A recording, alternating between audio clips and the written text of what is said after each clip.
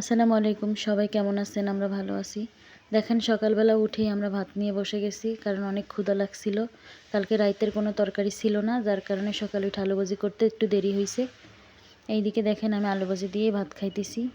ভালোই লাগছিল, অনেক দিন পরে খাইছি তো। তারপর তো আবার দুপুরে রান্না বাড়ার আয়োজন করতে হবে। আমার ভাই বাজারে গেছিলো, এই দেখেন মাছ নিয়ে আসছে, চিংড়ি মাছ অল্প করে। কারণ আমি প্রত্যেকটা ভিডিওতে আপনাদেরকে বলছি আমার বাসায় ফ্রিজ নাই, যার কারণে আমি অল্প অল্প মাছই কেনাই।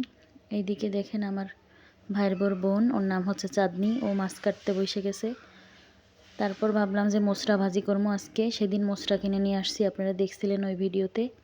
সেই মোচরা আমরা আজকে খাবো। এই দেখেন টমেটো ছিল কিছু, এগুলো নামালাম। আর আমার তো পছন্দর একটা সবজি আছে, এটা হলো সাজনা। ওইটার দায়িত্ব কেউ নেয় না, ওইটা আমারটা আমারই করা লাগে। কারণ ওইটা কেউ খাইবেও না, কেউ করবেও না, আমারটা আমারই করতে হয়। যার কারণে আমি কাটতে আসি। এই দেখেন কাটা হয়ে গেছে। আসলে এই সবজিটার মধ্যে আমি ডাটার একটা স্বাদ পাই, আমার ভালোও লাগে। এই দেখেন 2 পিস মাছ ছিল আগের দিনের ভাজা।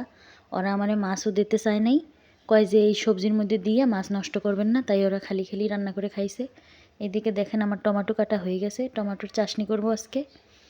আর হচ্ছে একটু মরিচ ভাজবো। আগের ভিডিওতে দেখাইছিলাম বরিশালে কেমনে মরিচ ভাজে। এখানে দেখেন চিংড়ি মাছ আমি ভাগ ভাগ করে রাখছি, কারণ আমাদের প্রত্যেকটা মানুষের অ্যালার্জি, যার কারণে আমরা একেবারে অল্প অল্প চিংড়ি মাছ খাই। আমরা তো তাও একটু ভালোই খাই, আমার স্বামী থাকলে আরও কম দেই, কারণ সে মোটেও চিংড়ি মাছ খায় না, সে অনেক কিছুই বাইসা খায়। এই দেখেন এইদিকে টমেটোগুলো দিয়ে দিলাম, কত সুন্দর দেখাচ্ছে লাল। পানি বেরোবে আমি জানি, তাই আর পানি দিলাম না। এখানে আরেকটা কড়াই বসাইলাম, এটার মধ্যে আমি আমার প্রিয় সাজনার তরকারি রান্না করব। ওরা তো আর কেউ রান্না করে না, আমি একলা একলাই রান্না করি, একলা একলাই খাই। এই দেখেন আমি রান্না করতেছি। আসলে এই সবজিটা যারা খাইছেন তারা হয়তো মজা বুঝবেন, কিন্তু আমাদের বরিশালের অনেকেই চেনে না, যারা ঢাকা থাকে তারা চেনে। এইখানে দেখেন টমেটোর ভিতর থেকে কতগুলো পানি বেরোইছে, নাড়া দিতে যাইয়ে আমার একটা কত বড় দুর্ঘটনা ঘটে গেছে।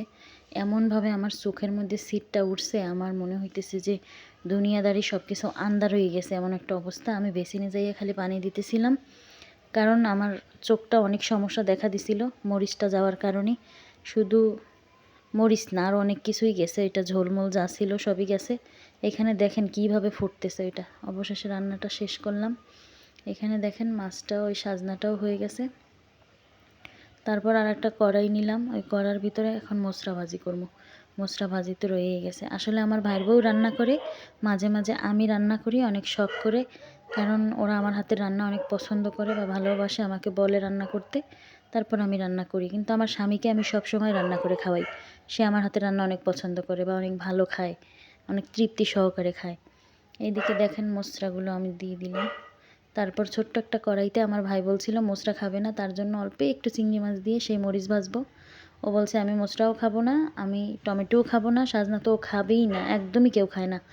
তারপরে আমি ওইটা করলাম, দেখেন মরিচটা ভাজলাম। এইখানে কিছু চিংড়ি মাছ ছিল, জাল দিয়ে রাখলাম। আজকে এই পর্যন্তই, ভালো থাকবেন।